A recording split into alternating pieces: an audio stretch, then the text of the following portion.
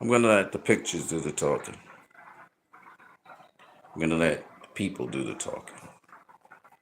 Let's begin. Shanghai Panda. Those of you who don't know, Shanghai Panda, that's probably a Chinese person using Twitter. And he pretty much summarizes the refugee crisis in the world. Western countries shouldn't complain about their refugee problem. Why? Because they caused it. And that picture is worth a billion words. Let's blow it up a little bit more so you can see it better. Tell me if I'm wrong. Tell me if any of us are wrong. What does war cause? War destabilizes countries. War is a destabilization project that affects countries' economies, destabilizes surrounding countries. The people who profit from war are the people who these countries have to go through for loans to rebuild. The banking sector profits from these wars. Yeah.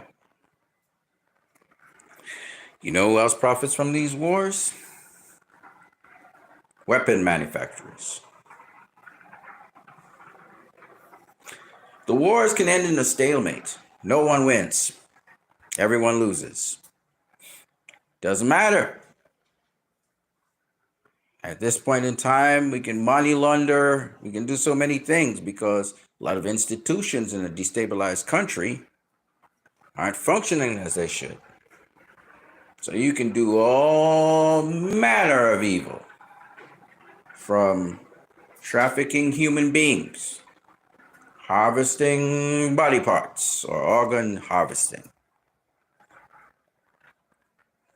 You can launder dirty money from other parts of the world.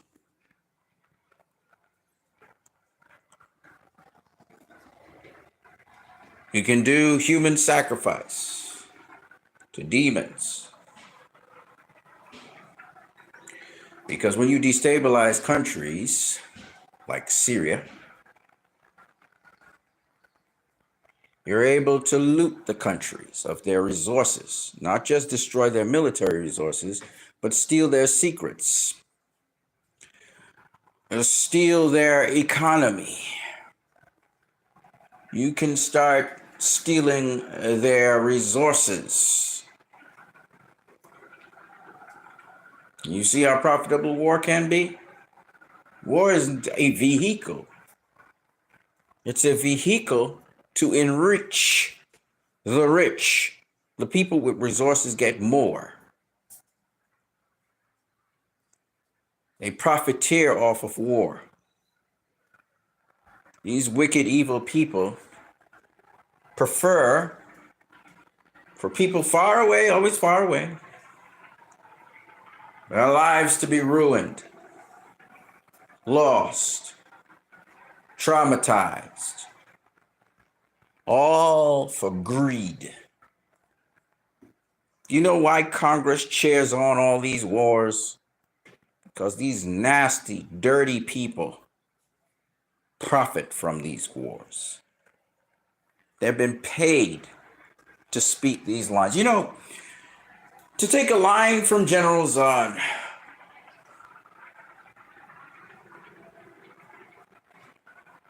all of these politicians with their endless debates bringing Krypton to ruins.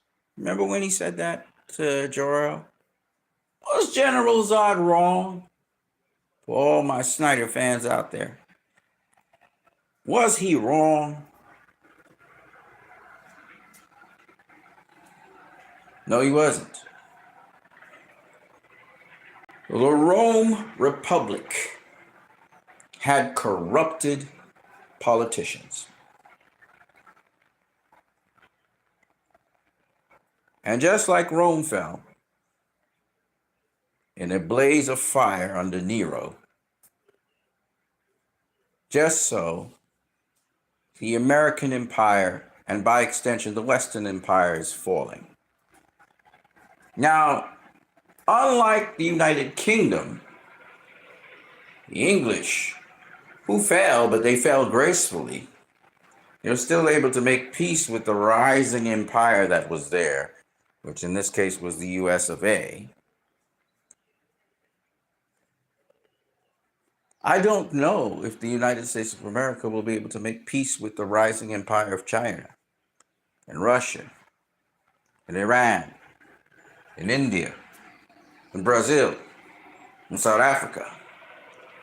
China's smart enough to understand that it doesn't want to bear the brunt of the burden and the responsibility of policing the world as the United States did.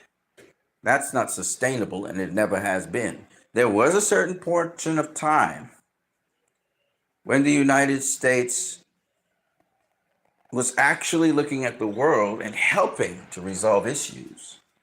What happened in Ethiopia? We are the world.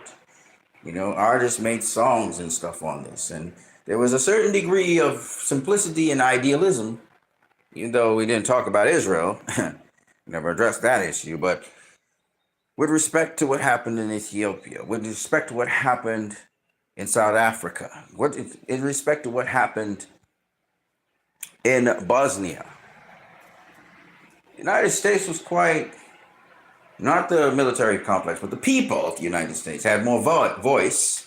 They were more simplistic, and they had a certain universal desire, an appeal to make the world a better place. And in fact, in the 80s, a lot of the music was reflected that sentiment. Now, today, Generation Z is taking up that mantle. And Generation Z is not materialistic like Generation X. Not Generation X, sorry, the millennial generation. The millennial generation is probably the most narcissistic generation of previous generations. We had some narcissism with generations before that. I'm Generation X, sorry, my bad. But to be quite brutally honest, I don't think we've met such a narcissistic group of people such as the millennials, particularly the rich millennials who don't care about anyone. They just care about themselves. But when it comes to Generation Z, Generation X, to some degree, some of Generation X is narcissist, but most of Generation X is not. You look at the baby boomers, they're entrenched in their ways. They're probably not going to change. When you look at Generation X and Generation Z, I don't know if it's because Generation X raised Generation Z. This could be the reason. And the baby boomers probably raised Generation X and then the millennials. But for some reason, the baby boomers were entrenched in their ways, and then the millennials was like, fuck the baby boomers. They're like, y'all care about too much stuff. We don't care about anything. It's just our direction, where we going. And Generation Z now, having seen that, is like, what the fuck is going on here? And Generation Z is like, no, you gotta care. Money's cool and everything, but you know. So I think that's what's going on. Now, with respect to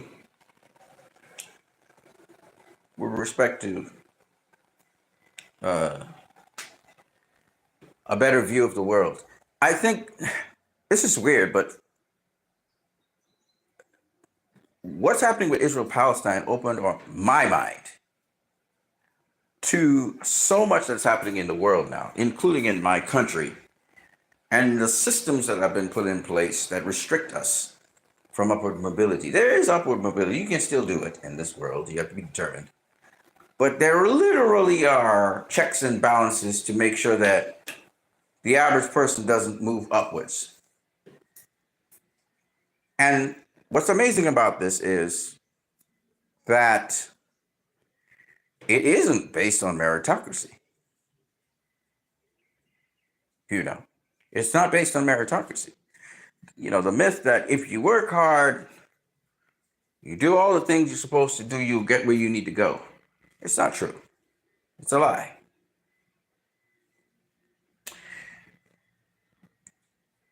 But now that we see through all of these different lies, we're able to look at the world in a different way. So we've realized that Europe has been the beneficiary for decades of plundering and stealing, and not only plundering and stealing, but unfairly are making arrangements with third world nations, what we call the global south, extracting their mineral resources and their many different other resources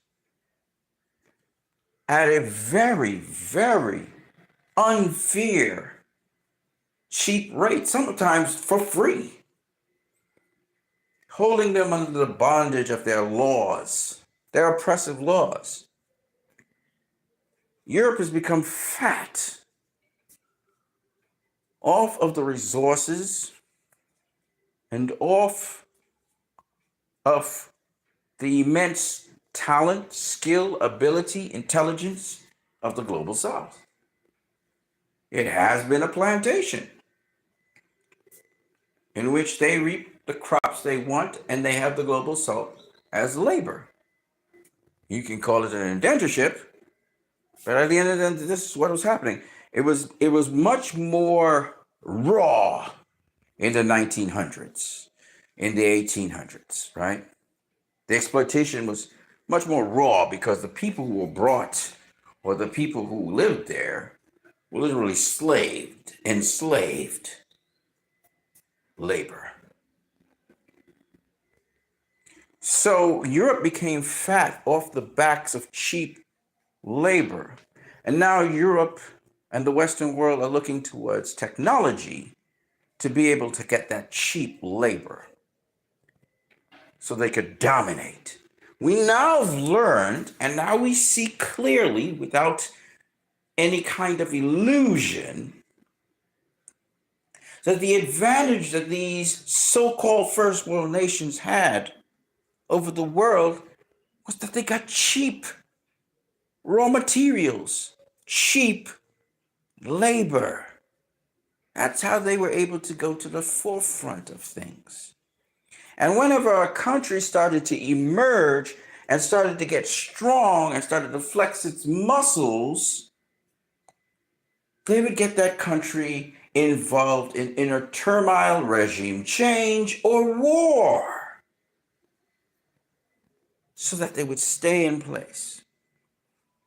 Regime change came in various forms, from stirring up the public like a mob, instigating against the government regardless, and then putting out propaganda saying that this government is either labeled terrorists or they're labeled, evil, and they're oppressive to their people, when that is far from the truth. Right now, Maduro is undergoing this assault on him.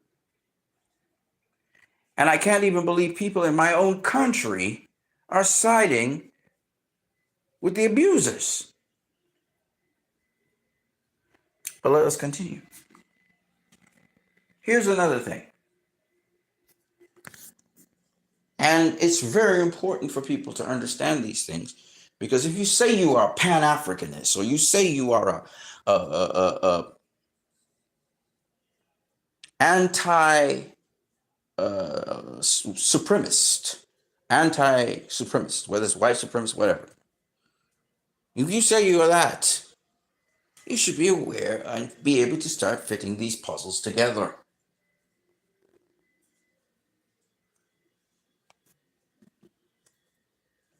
Europe is now, the chickens are coming to roost.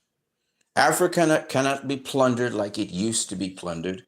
It cannot be used as an experiment like it used to be experimented. You guys have to understand what happened in Tuskegee with the experiments they did on the black people in Tuskegee. That's a joke compared to what they do to the Africans. And they have been doing to the Africans and experimenting on the Africans. Not only experimenting on them, but harmfully experimenting on them for warfare purposes. And what is this warfare they ultimately want to wage? These wicked, evil people. The warfare they want to wage is not against Africans. You know, we always like to say it's about the Africans. No. While they hate black people, the hate is not just to the Africans, my friends. No. That's a scapegoat. Their war is against you and me. They hate us. They don't like mundane life of a servant who takes wages in order to accomplish routine things that machines can do. We are redundant. They have to pander to us all the time. They have to persuade us. It costs so much money. It's too expensive. You think that Elon Musk cares about the 300 million Americans? He does not give one damn fuck about you. To him, you are a nuisance.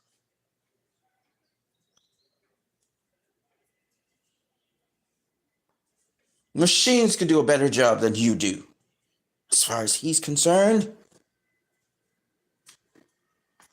if he could sterilize the United States of America of you and get the choice of you to run his errands for him, he'd be very happy. You think Donald Trump cares about you? He's smart. He knows what you want. He knows how to speak to you. But he doesn't care about you. Look at what he lives in, Mar-a-Lago.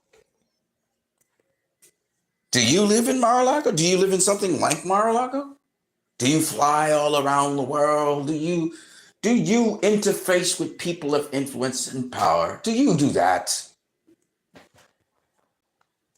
He doesn't care about you. He cares about those people. Do you think your Congress, the Senate, your government, I don't even give a damn what country you live in. Do you think your government genuinely cares about you? I'm sure there are exceptions. But do you think they care about you? Do you really think so? I'll tell you how you know when they care about you. You look at their actions. Look at their consistency of their actions. Don't look at certain times of the year when they want your vote. And then all of a sudden everything starts getting hunky-dory and everything starts running properly. No, we're not going to vote. Why aren't you doing that when we don't need to vote for you?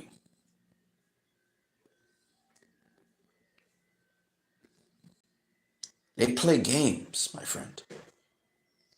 Do you think that your governments in your different countries, do you think that your governments give you the bulk of the money that the country earns? Or do you think that you get a very small portion of what should be disseminated to you? Do you think your governments are responsible with how they deal with every single dime, every single cent, that it goes to the proper place where it's supposed to go? And once it reaches there, whatever is used of it is what is supposed to be used of it? Or do you think that these people are always scheming and thinking of ways to pocket some of that money? Think about human nature. Think about how much of that money is pocketed by these people, and it's always the majority of it, no matter how you look at it, and how much of that actually is used to do the job. Let's be real. Let's start talking the truth now.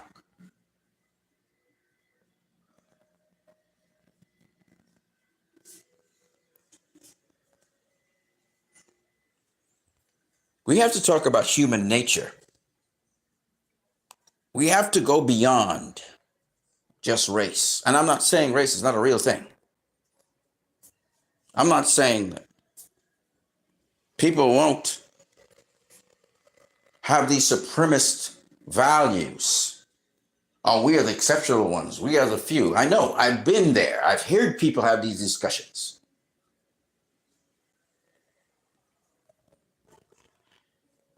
I want to tell you something.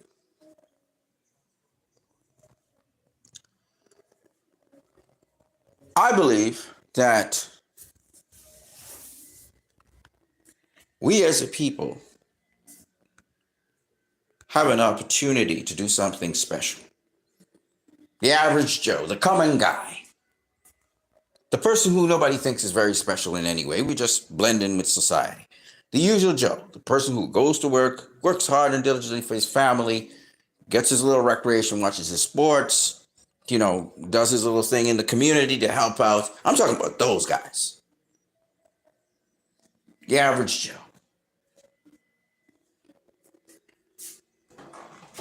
You're a special, whether you know it or not. And you need to understand the powers you have. I said I wasn't going to talk a lot, and then I just went and just started talking a lot. Crazy. Okay, let's start with this. Now, I put out what I put out. I want to talk to you guys about foreign influence on other local countries. The world is not the same as it used to be. This world is now interconnected thanks to the internet. The internet has made things that were not even remotely possible today. It has amplified the voice of the voiceless. It has given currency to those who would not have any. And though certain places are kind of gatekeepers of how this currency is maneuvered, it still allows that. There are innumerable platforms, some undiscovered, where people can now express their voices. So even if you clamp down on YouTube, there's some other equivalent. You can move from one place to the next to the next. And if you really explore the internet, like you should, and you use Netscape and all these other vehicles, search engines and so on, if you really go all the way, there's a numerous amounts, and there are always new ones popping up every day.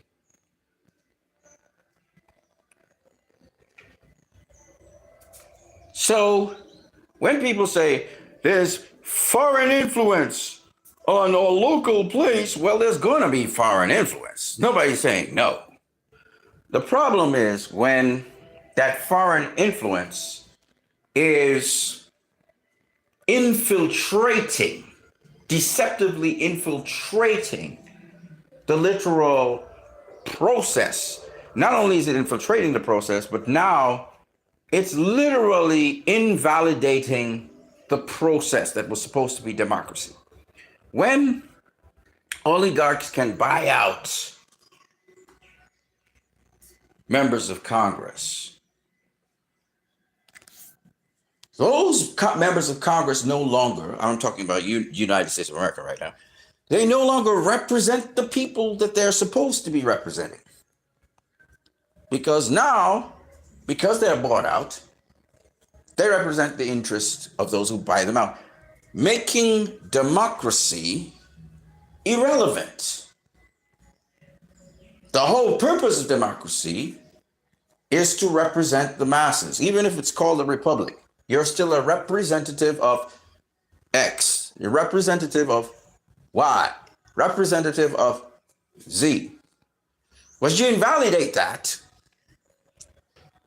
by being bought out. And when a foreign agency has bought out politicians, that is where the whole system now goes downhill. Because these politicians are now going to not be serving the people. Therefore, you can forget about the Constitution. You can forget about all the foundation of democracy, because there's no democracy. There is now corporatocracy, not democracy. Now the country is run like a corporation and not as a democracy. And the corporations are products of capitalism. When capitalism is allowed to go wild, as is happening right now. However, those people, and this is a very damning statement, and I am glad to make it. When these people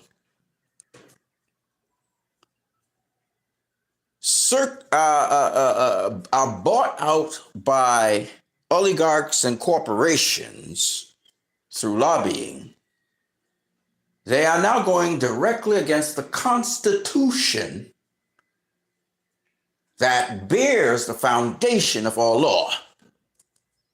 They are also, though legally doing so, still in local states, it can be found that they are illegally circumventing the people and their votes, because it's unconstitutional to do so.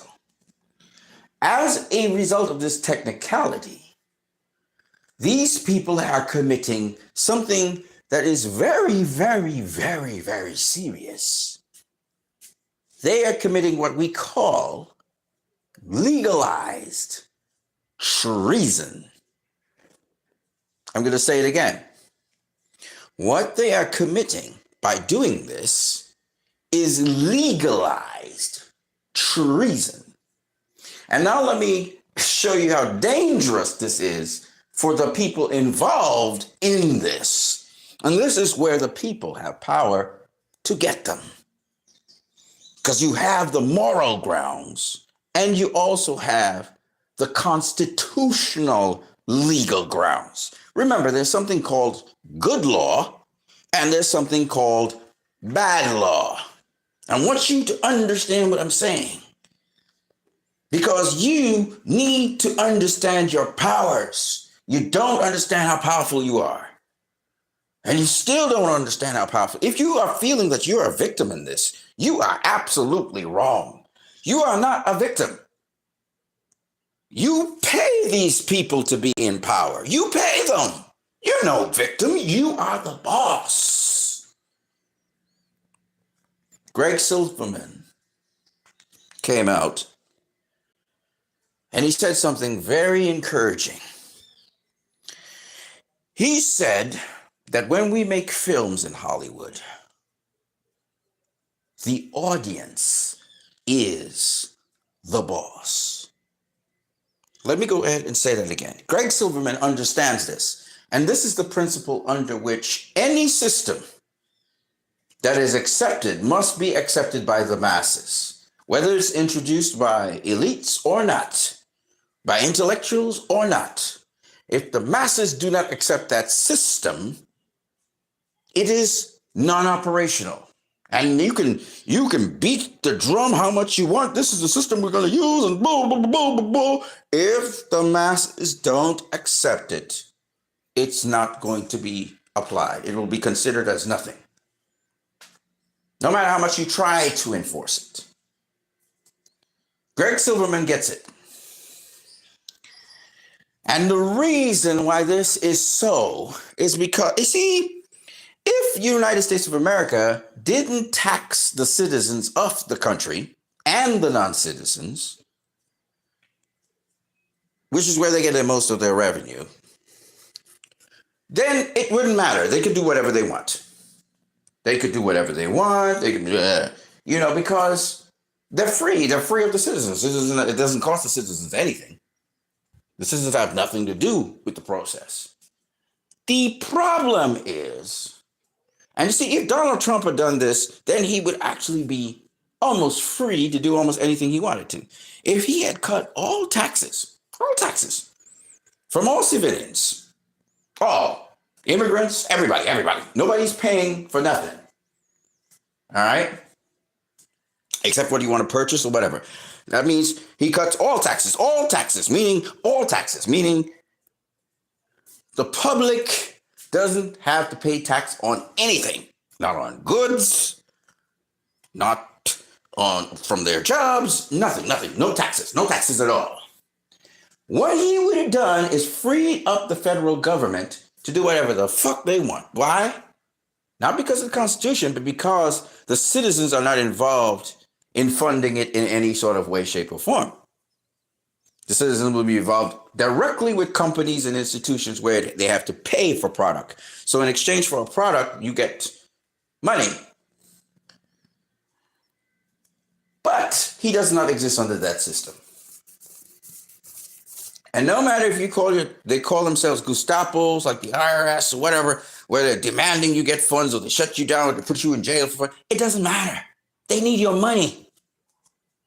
They can't run without your money. You contribute trillions of dollars into the American economy. Trillions, not billions, trillions. I believe about $4 trillion from you in one way or the other comes to the government in taxes. There's the income tax, which is 2.2 trillion, I think. And then there's the taxes on products and services, which you also pay into the government. So you fuel the government to be able to run and do things. And because of that alone, you are their boss. You pay them. No, you finance them. Sorry, you don't pay them. You finance them. They like to make it sound like you pay them. You have to pay us. No. You finance them. And in return, they're supposed to be doing service for you financing them. That's how it works. And they've been doing a very, very, very, very, very, very poor job, mind you, of running the country. I'm sure if you get a couple Gen Z people together, they'd run America better than all of these jokers that are there right now.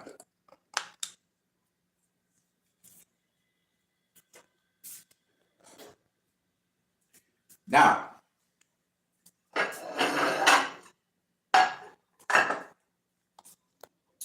let's get to Khalil and free speech. I saw some prominent Democrats who are now speaking out.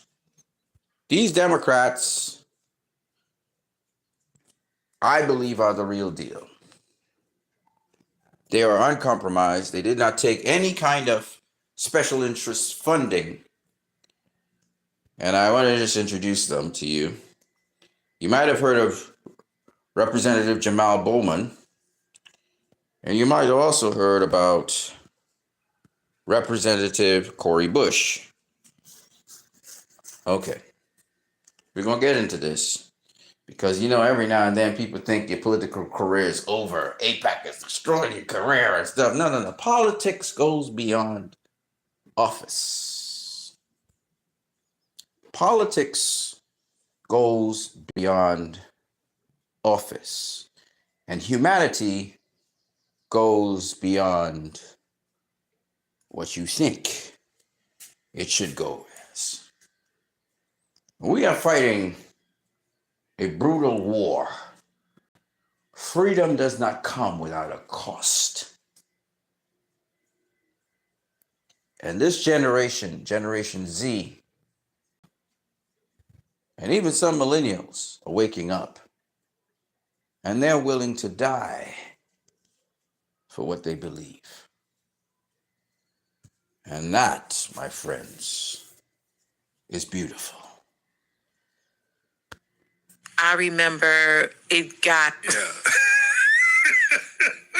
AIPAC, we're going to tear your kingdom down. And I meant it. And to be clear, I said AIPAC because that's who came from me. AIPAC is the American Israel Public Affairs Committee, and they made a decision that they wanted to target you and I because of our stance, standing up for Palestinians, standing up for the people of Gaza, and standing up for humanity. So let me tell you my introduction to AIPAC. So I was running for office. This was several years before I won. It was just someone in my community coming up to me saying, hey, I want to introduce you to someone, and, they want to talk to you and just want to talk to you about, like, what's your plan, running for office? What are your priorities? You want to do lunch? Yeah, let's do lunch. Go to lunch. And then there's this person who shows up, and now we're talking about something I didn't know we were talking about.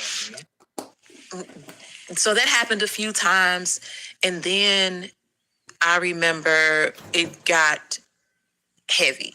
It turned into, well, if you won't say that you stand 100% with Israel, if you keep talking about Palestinian liberation, then you are against the Jewish people.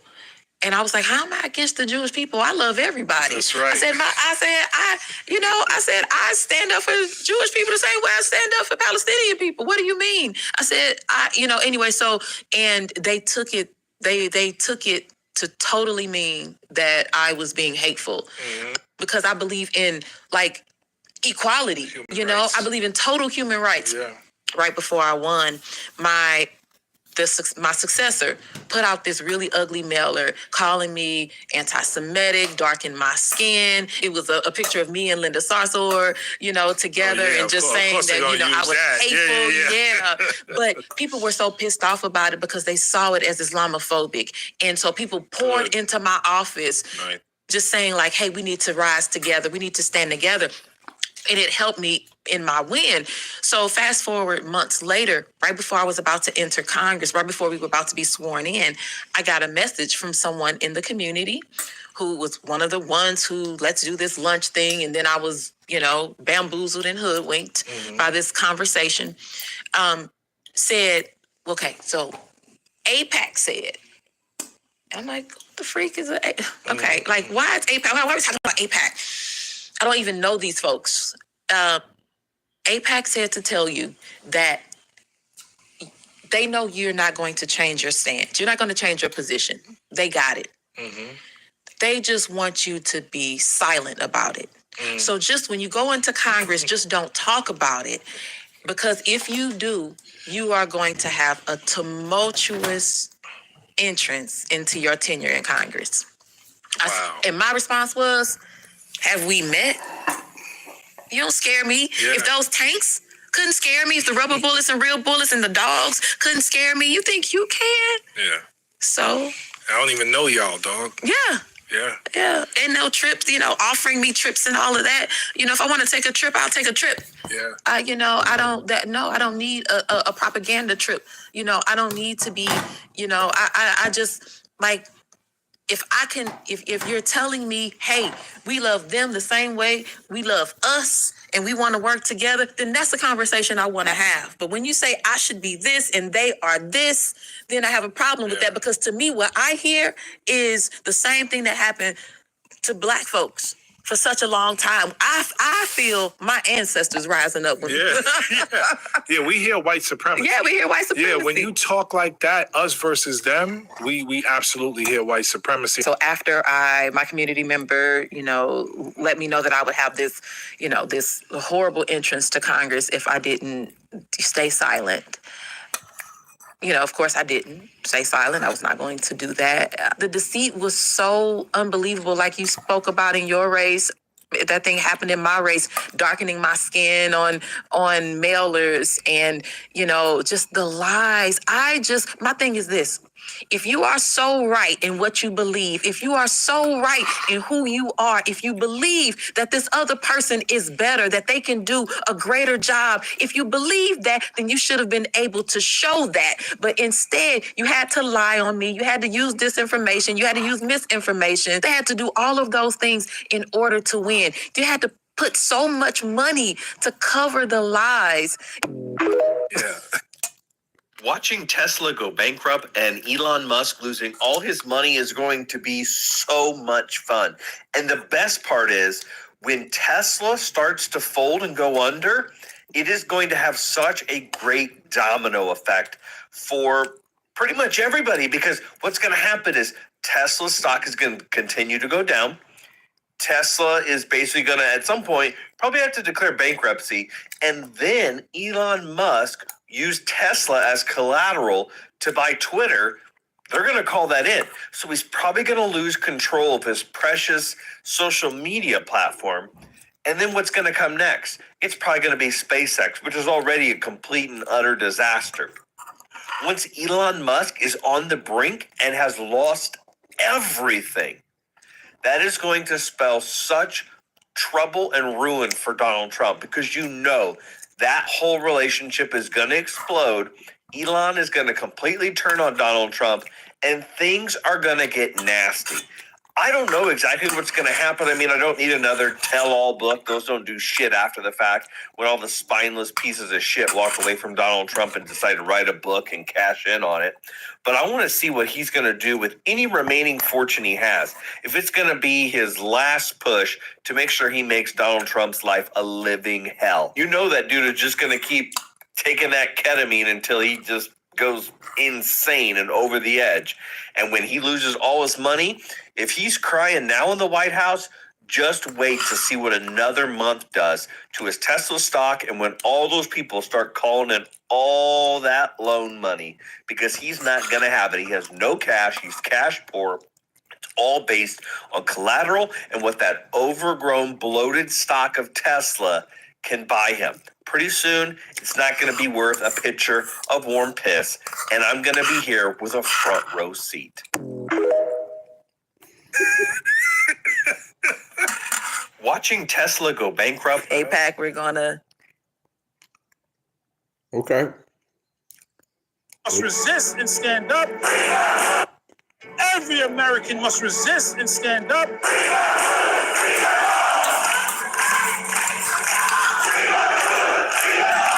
We need to have actions like this and sit-ins like this and be willing. I mean, these people are out here putting their bodies on the line for our democracy.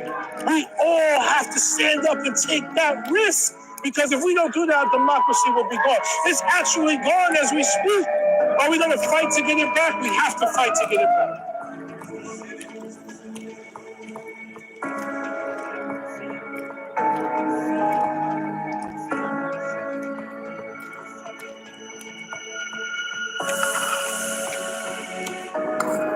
America probably has to go through this to get to where we need to be.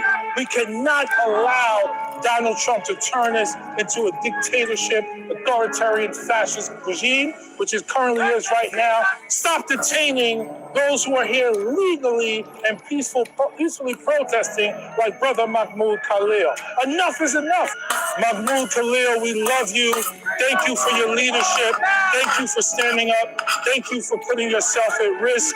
You are helping us find our consciousness. You are helping us find our humanity. And we're out here fighting for you. And people across the country and around the world will continue to fight for you, brother. We love you, man. Let's go. Power to the people.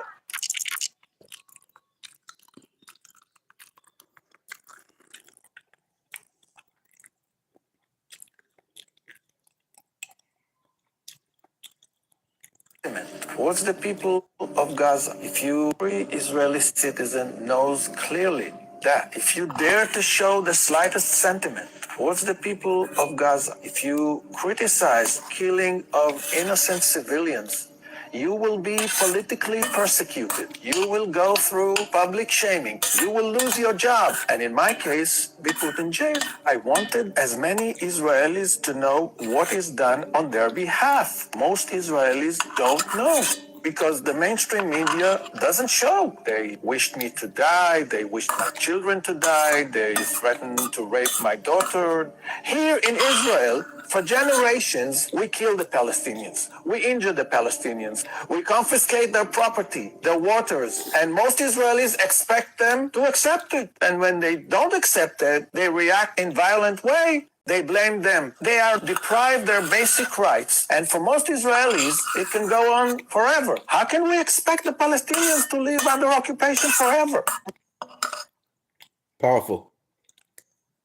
Shout out to Batman. Every Israeli citizen Every American must knows Zionism, the idea of building a state of Jewish farmers on Arab land in the Middle East, is a stupid idea to begin with. I think it's a messianic idea. I think it's a superstitious idea. And I think So the idea of Israel's right to exist is now that it's has no play with you. many states are founded on injustices or foolishness and bad ideas. It doesn't mean that anyone can just come and evict or destroy them. And I'm not saying that.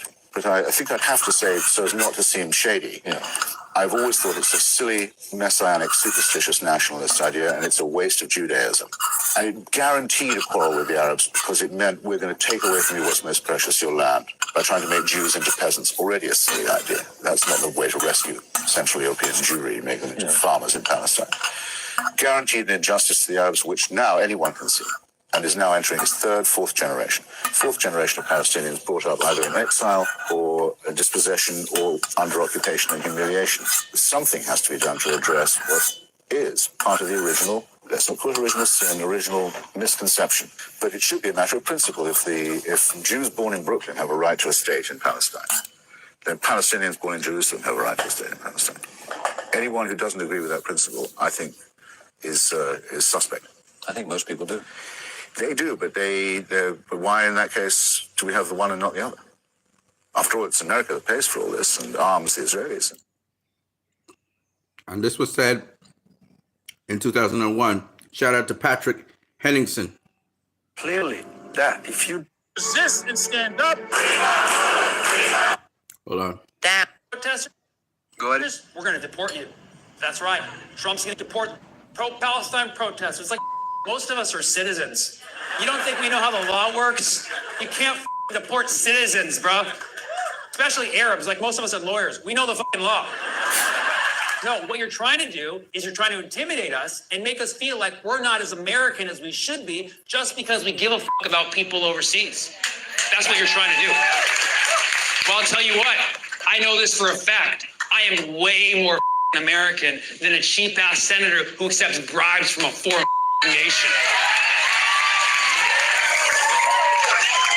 And while we're on that note, I'd like to give a shout out to my sponsors, Russia, China, North Korea. Thank you so much. Thank you for the sweet checks. We appreciate you. Iran, we see you. Iran, we appreciate the donation of the drone shipment. It's stationed over Jersey right now. We're about to put it into action. We appreciate you. For Palestine protest. for Palestinians to have their own state. Most countries around the world support a two-state solution for the Israeli-Palestinian conflict. But the biggest obstacle for this to really happen is the United States. The United States has used its veto power in the United Nations Security Council dozens of times to block resolution that will recognize a Palestinian state. Along the United States, only 8 other countries refuse to recognize Palestine. On the other hand, 143 countries around the world recognize Palestine, many of them represented here in the European Parliament. I believe the EU should push for a two-state solution and challenge its biggest ally. Now, more than ever, we should act independently from the United States so we stop the genocide of Palestinians and finally achieve a two-state solution. The big controversy surrounding AIPAC is that they're not registered under FARA. Every group that gets money from a foreign government has to register under the Foreign Agent Registration Act so that there's transparency about where they're getting their money. You know, like JFK tried to force the American Jewish Committee to register under FARA when he was killed. Lyndon Johnson just dropped it, didn't force them. They basically re-engineered how they spend the money under AIPAC. So people say this is a big problem. AIPAC should register, other groups should register. Will Chamberlain, who's Jewish, says, well, they don't need to register under FARA because we already know it's all Israeli money. This is the kind of stuff they do. They're agents, they're spies. That's why we call it the Matrix, because you think you're dealing with people, you're dealing with agents that work for the system. So the goal is not to argue with a Will Chamberlain, a Max Nordau, a Joel Berry. The point is to expose them. The big êtes en train de rigoler. Comment est-ce possible, monsieur le ministre? Est-ce que je peux d'abord demander au Conseil d'arrêter de rigoler? Vous êtes en train de rigoler ici pendant que nous parlons de la mort de je ne sais pas combien de Palestiniens, d'une population qui se fait... Now, before I go on, what you just saw was a Polish minister was laughing at the fact that the Palestinians, the situation that's happening in the Palestinians and the movement by the EU to get some sort of consensus on what to do concerning Palestine and Israel. You saw the Polish minister laughing. You know why? Because that Polish minister has ties to Israel. Some of the people, well, most of the Israelis, they either come from Poland, Ukraine, Belarus, or in certain parts of Russia. Of course, some of them come from Germany. This is why Germans side with Israel. So we're talking about Germans, the Polish, Belarusians, Ukrainians, and some Russians. Now, having said that, I want you to understand, I know there's some that come from Ethiopia, Sudan, Somalia. I know. Some come from Argentina. I know. But the point I'm making is, that's why the Polish minister is laughing. Israel has family ties with people in the Ukraine, family ties to people in Poland, family ties to people in Belarus, family ties to people in Germany. I want you to understand why these countries support what's happening in Palestine. Okay, let's... The big controversy surrounding. We're going to deport you. That's right. Trump's going to deport the pro-Palestine protesters. Like. I'm going to stop with this last video. And this is a guy who didn't know nothing about this thing, and he found out about it and he put up his TikTok video. And all I'm saying is, I got to give Donald Trump some props for keeping TikTok around. TikTok is not, it's not pro-Israel at all. All right. Anyway, so props to Donald Trump on that. Having said that, it really didn't matter if he banned TikTok because people find all kinds of new apps to go on. In fact, a lot of people moved from TikTok to the other Chinese things. It don't really matter. It's hard to stop the Wild Wild West out here. Social media is crazy. They can't regulate it yet. If they could, boy, we would be in trouble. But it's still the Wild Wild West. So anyway, here we go. Listen to this. Care, education, public health. Go ahead and get your calculator out and start boosting this video because everybody in America needs to see where our money just went. $3.3 billion for Israeli Defense Forces. $4 billion, now get your calculations out, for Israeli Iron Dome and David's Sling missile defense system. All because they want to keep killing children and doing expansion, by the way. This is all unnecessary. Go ahead and add that up. That's $7.3 billion so far. There's another $1.2 billion for Israel Iron Beam defense system. That's $8.5 billion so far. $3.5 billion for advanced weapons systems to Israel. That's $12 billion so far. Another billion for Israel artillery and munitions development. That's $13 billion so far. $4.4 billion to replenish defense articles and services provided to Israel. That's $17.4 billion so far. $2.4 billion for U.S. military operations in the region in response, like we're bombing Yemen right now because there's currently a blockade of and starving people in Gaza again, and they cut their electricity off, and they're calling it a ceasefire, but they're literally just trying to exterminate them. I mean, I'm not even keeping count. It's definitely about $20 billion at this point. All that for $13 billion in cuts to healthcare, education, public health, infrastructure, and environmental protection. Now, you tell me. Are you happy that all of your money is and more, by the way, because there's still even more going to bomb babies and your neighbors losing these things. I don't care who you voted for. This is egregious and disgusting. And you cannot claim to be a Christian and support stuff like this. I'm sorry. Bombing the children in the Holy Land is not going to make Jesus come back for people who believe that. And I just want to say that publicly with my platform because that's ridiculous. This is evil. This is straight up evil. And don't think I'm letting the Democrats off the hook. I know the Republicans. We already know that. I'm just showing y'all. This is why we're here in the first place, because they took money from these people and put them first instead of winning. Yep. Candice, your reaction to this extraordinary operation, seemingly led by Mossad, ordered by Netanyahu yesterday, ongoing today, right across Lebanon.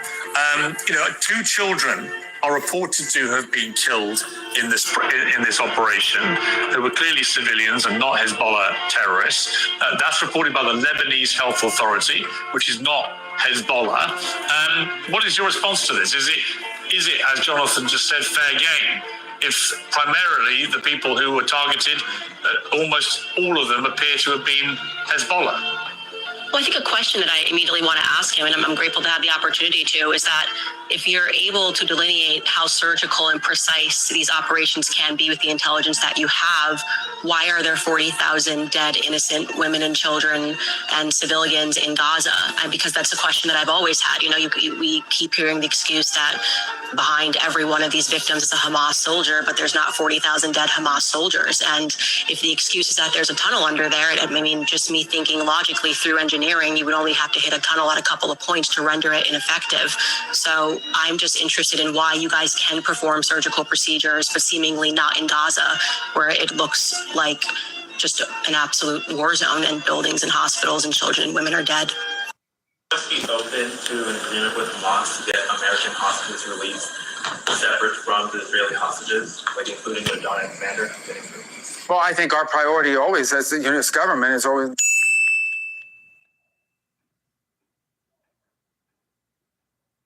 that we care about all the hostages. We want all the hostages released. We believe they should all be released.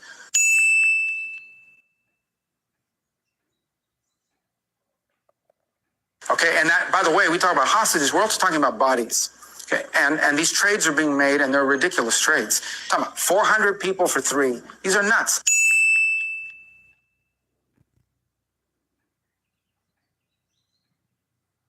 And on top of that, you see the condition these people are being released in. So this is think about what we're talking about here.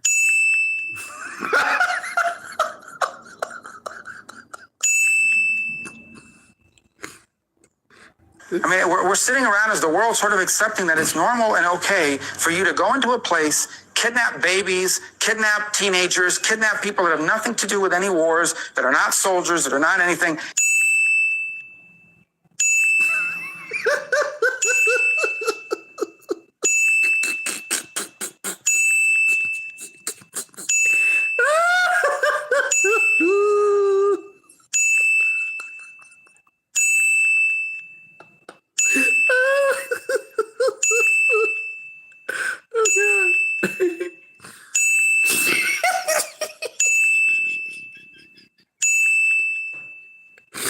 And taking them and putting them in tunnels for almost a year and a half.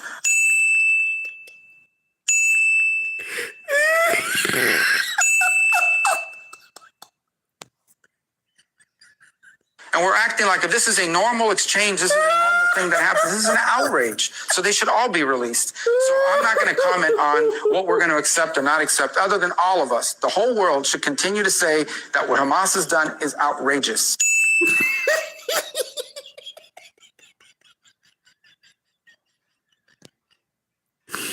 I believe Candice, your reaction. Go ahead and get your calc.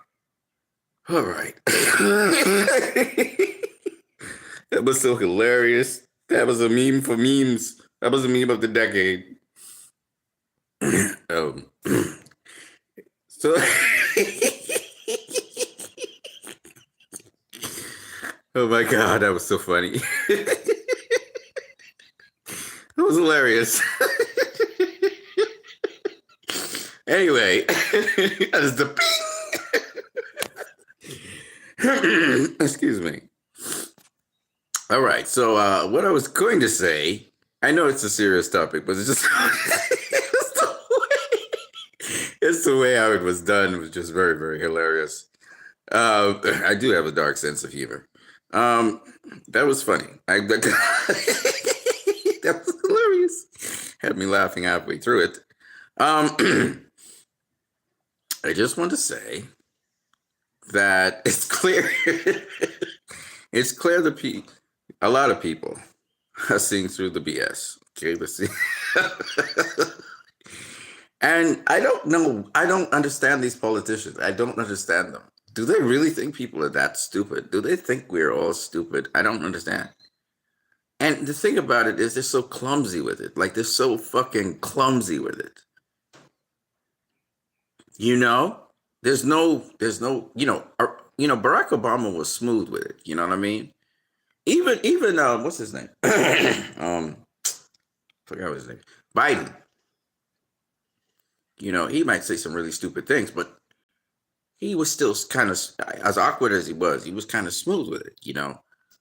These people, I mean, Joe Biden did, horrendous things. I mean, Donald Trump so far hasn't really done, okay, he kidnapped one individual that we know of and has him for ransom. I mean, there are a bunch of other people who were arrested and released and stuff like that. But even he, with all his bludgeon and his big old blah, and even his white supremacism and his anti-immigrant policies and just the stupidness that they're doing right now, going into, USAID, I'm glad he's shutting that down. I don't care what anybody says. That's the right approach.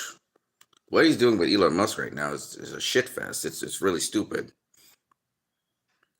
He's got a lot of stupid rhetoric he's saying. But he pales in comparison to what Joe Biden has done. You know, and yes, he's arming Israel and he's doing things. I guess Israel's wringing his hand or whatever right now. But clearly Donald, this is the one thing about Donald Trump you got to understand. He's actually trying to build a legacy where there's peace all around. He's really shooting for that. That's what he really wants. But he's being bullied on the backhand by the shadow governments, which is why he's going to betray the American people. But he needs to say, fuck it, and do what he wants to do. That's what he needs to do. It's going to cost him his life because he's not, again, most of the Democrats hate him. And so, you know, like people say, if Trump, I just recently read a tweet where somebody said, if Trump just dies on TV, he gets a heart attack or something, she'd be so happy and she'd replay it. I'm like, you're sick. Your mind is sick. I don't care if the man's Adolf Hitler. I'm not going to wish that on the guy. That's a sickening, that's anti-human.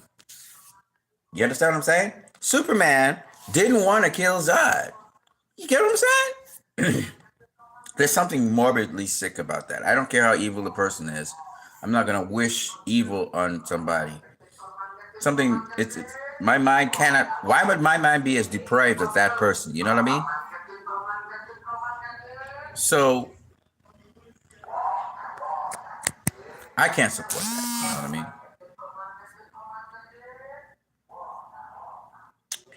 Anyways, Jeremy Corbyn, who is one of my heroes, uncompromising, soft-spoken, but really a tough guy, says history will judge very brutally those who stood aside while Palestinian lives were being destroyed. I agree. Very brutally.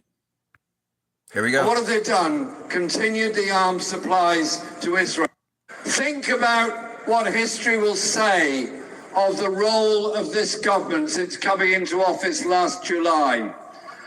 They have the opportunity to be a voice for peace, a voice for disarmament, a voice in support of the brutally oppressed and dispossessed Palestinian people.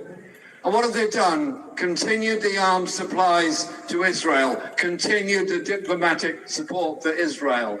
And you know what the historical verdict is going to be? You were on the wrong side of history. You are on the wrong side of history. History will judge very brutally those that stood aside and watched the Palestinian people's lives being destroyed. I'm telling you, it will be brutal.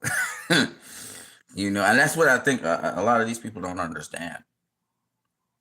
They're doing like, these are consequences that is for you, the people of the world. You're going to have to listen to us. Blah, blah, blah, blah, blah. But they don't understand. We have the numbers. You don't have the numbers. We have the numbers. We pay you. And you will listen to us. One way or the other, you're going to listen to us. Something else I want to share with you guys that popped into my head and then it just kind of disappeared. David DeCamp, he says, this is who the order really came from. Today, I have ordered the United States military to launch decisive and powerful action against the Houthis. Oh yeah, I got to talk about the Houthis. The Houthis are such brave people. It's weird how Hamas, Hezbollah, and the Houthis are labeled these evil people. Terrorists, even. The thing about it is, when you look at what the Houthis have done, when you look at what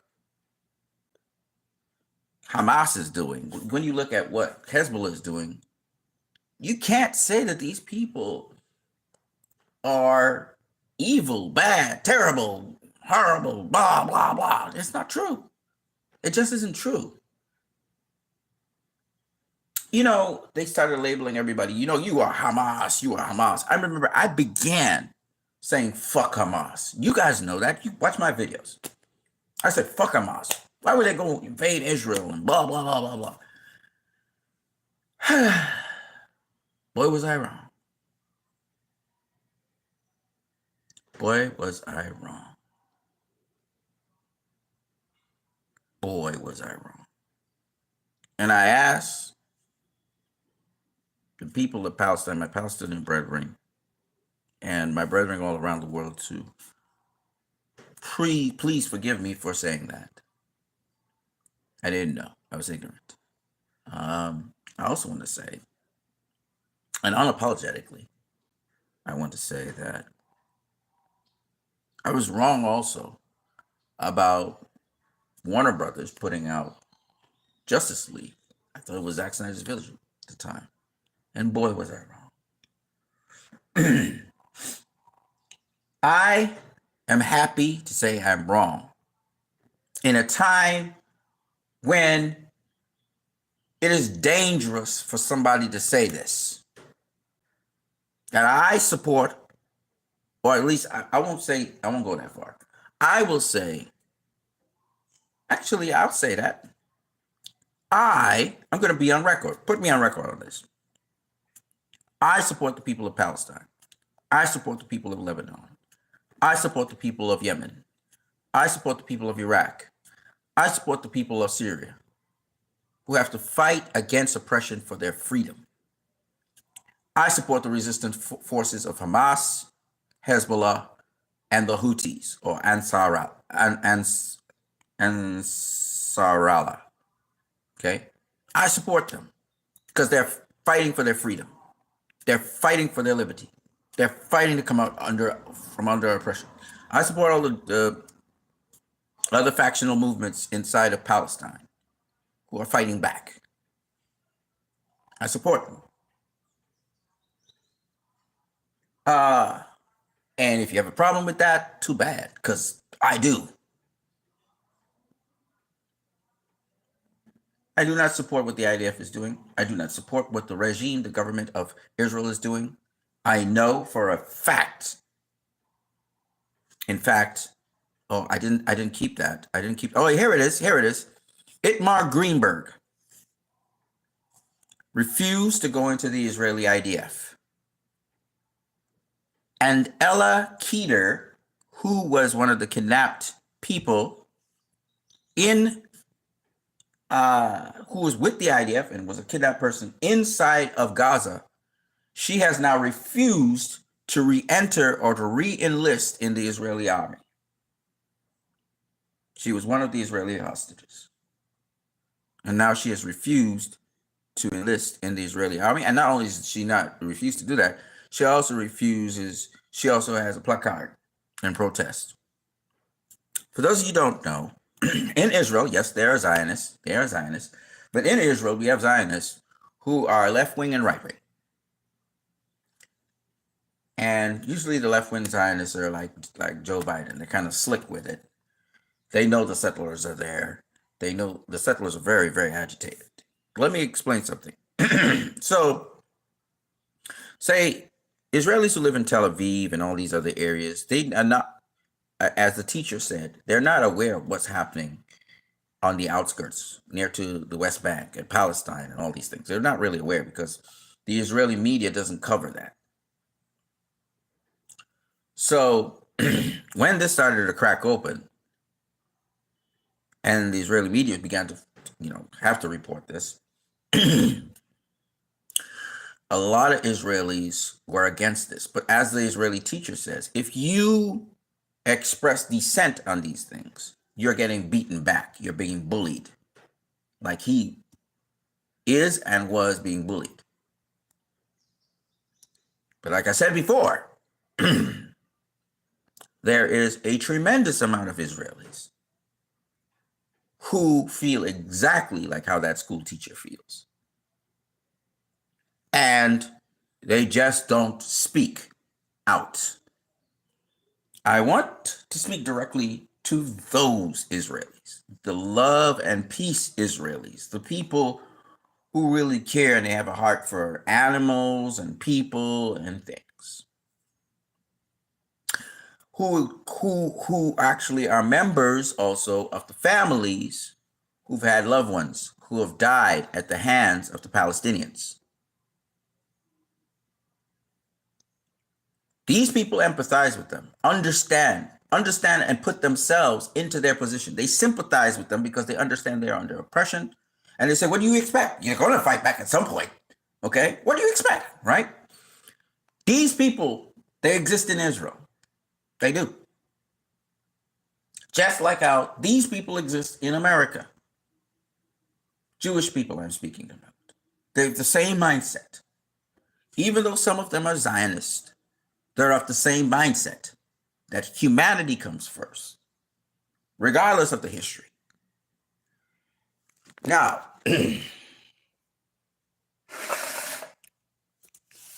they're afraid to speak out. Some do. And again, usually it's Generation Z who's braver. They have less to lose because they don't have much of a career to begin with. And a lot of them are not being employed for work, so they're taking a stand. And God bless them. And I didn't want to highlight her, but I'm going to highlight her. Ella Keeter. She's on Twitter. You guys can support her. Please do, because I'm going to tell you something.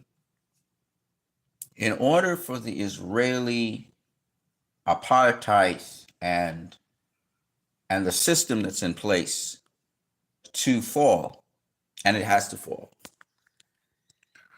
and we get a bigger, better place, Israelis have to realize that this is not the way to go. And I'm telling you, there's a bunch of them that look at the situation and be like, I don't care what you taught me in school. I don't care what you said.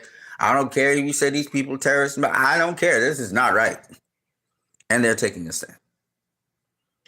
Now, why Israel doesn't want hostages to be released and they want to just bulldoze the place and make sure the hostages die is because usually anyone who comes from that situation, anybody who spent any time in Palestine with the resistance there, their lives are transformed and they leave different people than they came in. It's a transformative experience. I remember a lady talking about children coming with their last set of food and offering it to her as a captive. They wanted to make sure she was fed and how sacred food is. And she had a child there, and that child, when she came back, treated food so very sacredly. And that's because the lessons that were taught while these people were supposedly in captivity freed their minds. they began to see that the experience with the Palestinians is different to the experience that was being taught to them by the Israelis.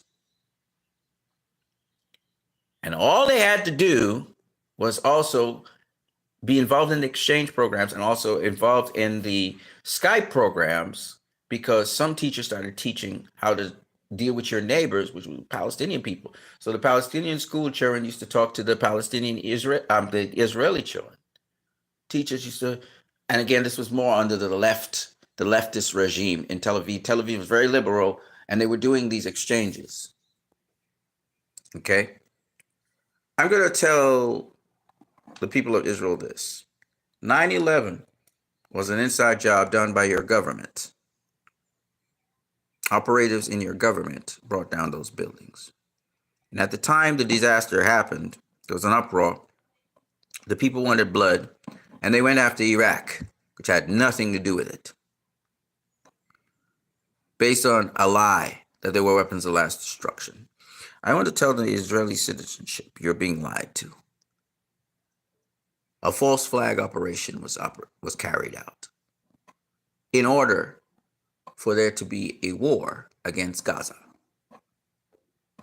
Just like the false flag operation that happened on 9/11 by your very same government, in collusion with the American government, so that they could wage a war on Iraq. And they want to wage a war against Iran and destabilize it. So, for the Israeli people, particularly you, the Israeli people, don't get caught up in race wars. Don't get caught up in supremacism. It's only going to lead to your annihilation. It's only going to lead to your ultimate destruction. The world is not in your court. And your backs are going to get more and more pushed up against the wall. And no set of assassinations, no set of cutting off the heads of Hezbollah or Ansara or Hamas is going to stop the inevitable. You get to decide how this story ends. But for this story to end, your country and how it functions has to fundamentally change from what it is doing now. There are a lot of good things about your country. And you have a lot of good people in your country. Really good people. Just as anywhere else in the world. And the majority of you are too scared to speak, I know. But I know most of you don't like what's going on at all. Your country seems to be hijacked by the most despicable lowlives you could ever find. But you need to take action. This young, brave lady who I mentioned is taking action. This young, brave gentleman who was imprisoned for a couple years finally got relief from prison. He took action. Itamar Greenberg. You need to take a stand. And when you take your stand, you have to take it with power. Understanding that the price of freedom is sometimes your life. But you need to take a stand. Israel is not going to be brought down from outside. It's going to be brought down from inside by actions that your current administration are carrying out. It will lead to its demise completely. There will be not one single person who is even born in Israel who will be there anymore. It will lead to a violent conclusion in which neither Israel nor any of the Arab nations will remain the way they are. Everything will change. Now,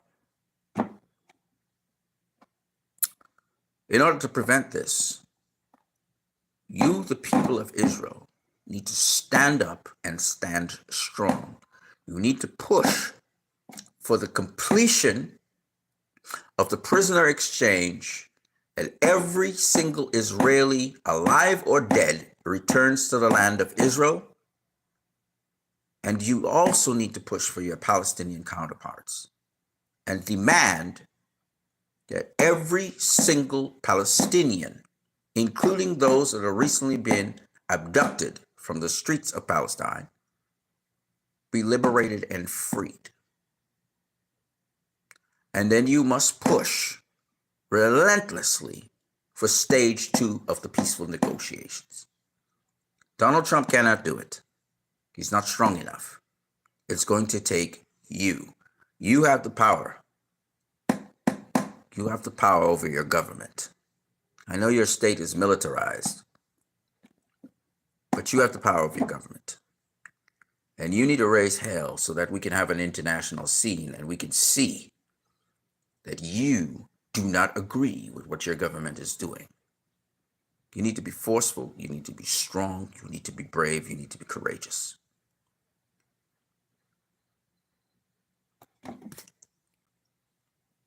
It can't happen. It's still difficult, and it will cost. It will cost dearly. But will it be worth it? It will be worth it. These wicked people are going to run when everything starts to fall apart. I know some of you already have ties to the people in Palestine. I know some of you have a lot of sympathy and empathy for the people of Palestine in more ways than one. I also know some of you are related.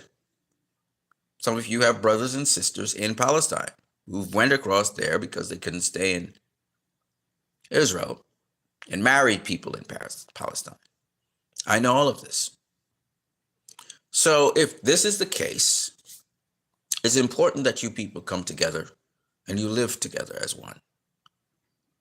I would prefer if it was just one nation where everybody's there and everybody has access to everything once they have the money and stuff. But regardless, it's important that you guys speak up now. It's going to cost you. But you have to open your mouths. You cannot be silent on these issues. You have to speak up. And you have to fight back. And we know Netanyahu's in a court case right now and so on. But the same thing that's happening in your country is about to happen in the United States of America with Donald Trump. So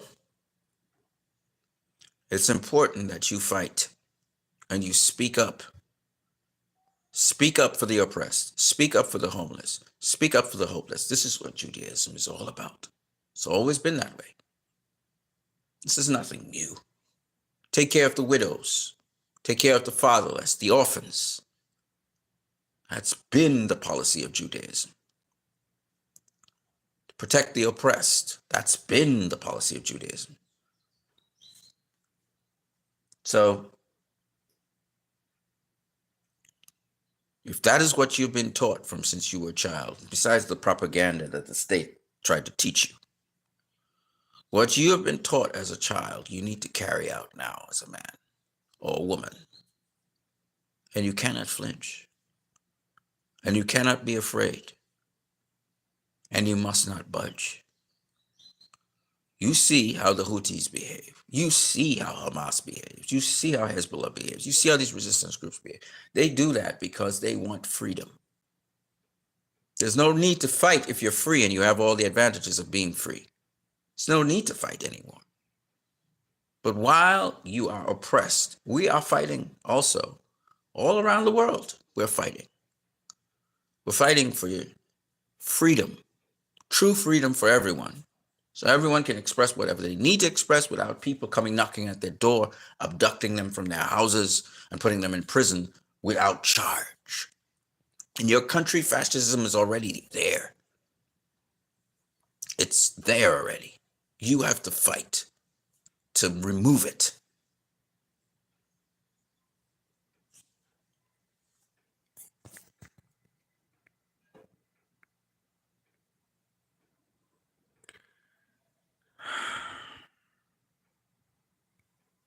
Okay, I've said enough. It's time for me to call it a day. For those of you who've listened to these streams, I applaud you. For those of you who have fought so hard to see fairness, to see people not get bullied and not get abused, taken advantage of, I salute you. In this world, trying to be a good person is a very hard thing. We stumble, we fall, we get back up, we keep it moving. I'm not saying that we will be beacons of light all the time. But what I am saying to you is, you have the power to make change. And let no man fool you. It starts with one person. And if you have a conviction in your heart that this is the right thing to do, then do it. Let your conscience lead you. I am Christ.